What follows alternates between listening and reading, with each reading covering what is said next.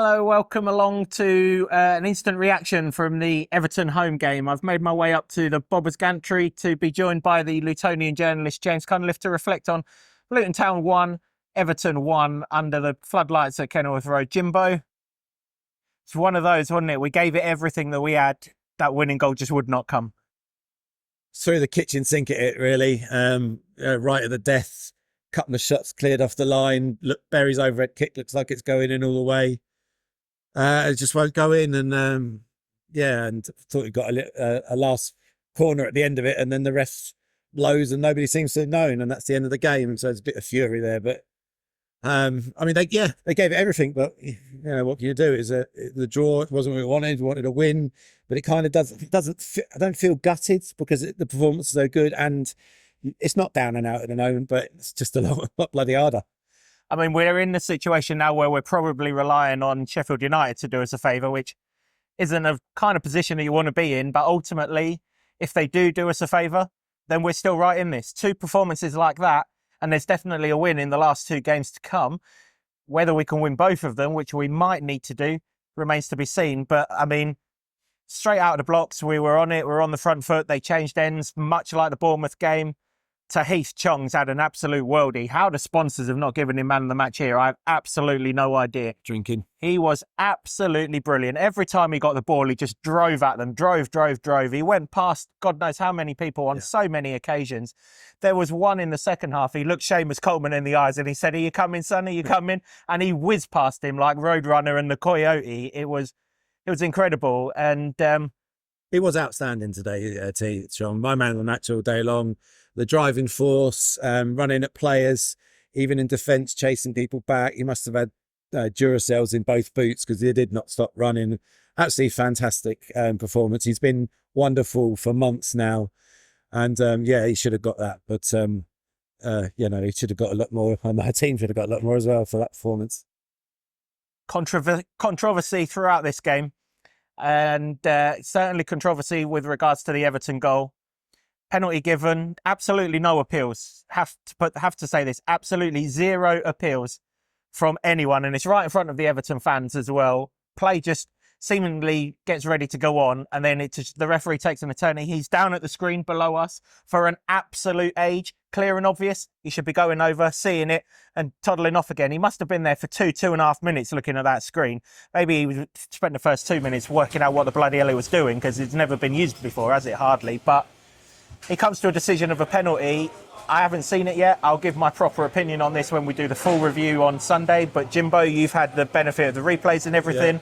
How are you seeing it? I have seen it, yeah. It's just a very, very stupid foul from Ted and Mangi. The flight of the ball's nowhere near the pair of them. He's got his arms around him and he's arrested him to the ground. And I thought, when I saw it, I thought first, I didn't need a second replay. I thought it was a foul. The fact he's gone running over to the VAR and, as you say, taken an age to do it, it's just performative nonsense, isn't it? Just give the bloody foul, have the balls to do it and get on with it. But it's stupid. It's stupid foul. I mean, Tedden's been great all season, let's be honest, but I thought he should have conceded a foul penalty minutes before that as well. It looked like it. I'd have to see it again. But he got away with that one with no chance of getting the other second one. Penalty. But the good thing is, we spoke last week about going under a little bit when the opening goal went against us. That wasn't the case this time. Crowd was right behind us, got everyone up again.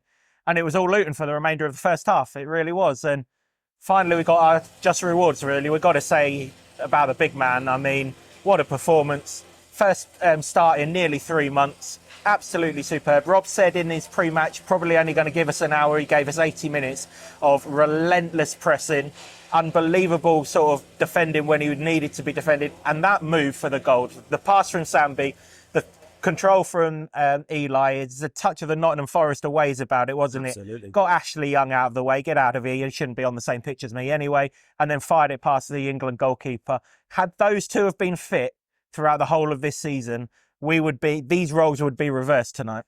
That's what you're left wondering, isn't it? Because he's not played for so long. That was his first goal in exactly 3 months because of the injury. And similar to Lukonga, when key players are going out, we all know it's been threadbare and they've battled on, but the quality was there in January and you just think he would crack this. And, that goal would have epitomised everything that we know about Eli, but everything we recognise that we've probably missed as well. Indeed, nearly 2-1 to the Town before half-time. Carlton Morris gets a header at the back stick. I think it was Ben Godfrey got it off the line or somewhere near the line.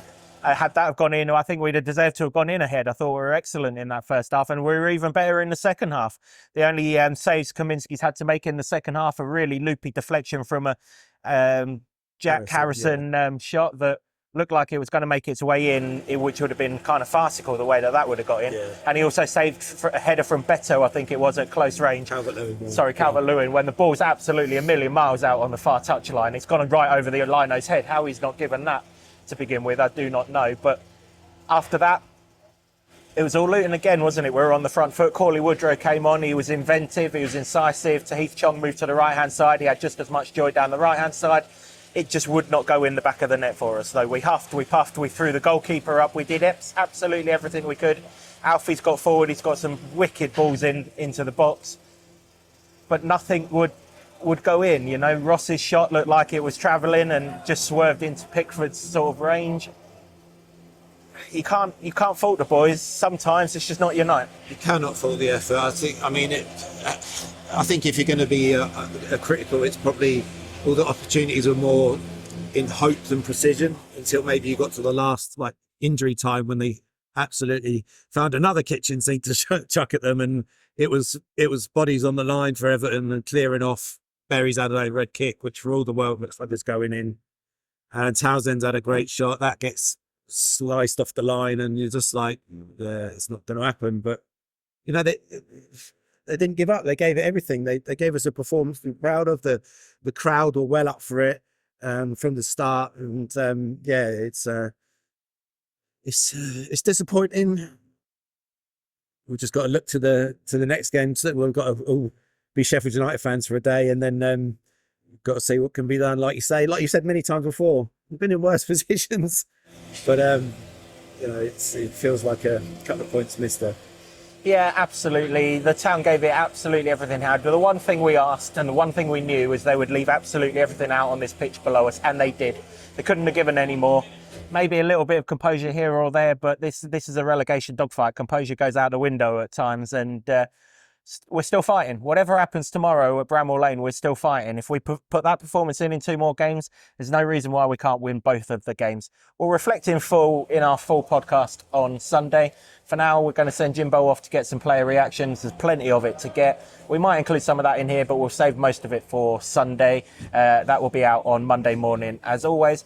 But for now, from the instant reaction, it was a night of so near, not necessarily so far. We are still fighting. Come on, you Atters. Can you believe it? We are Premier League! Yes! I love this town. I love this town. I love this town. You know what I love about this town is actually you. Everyone in it has got these massive souls. We're Luton people.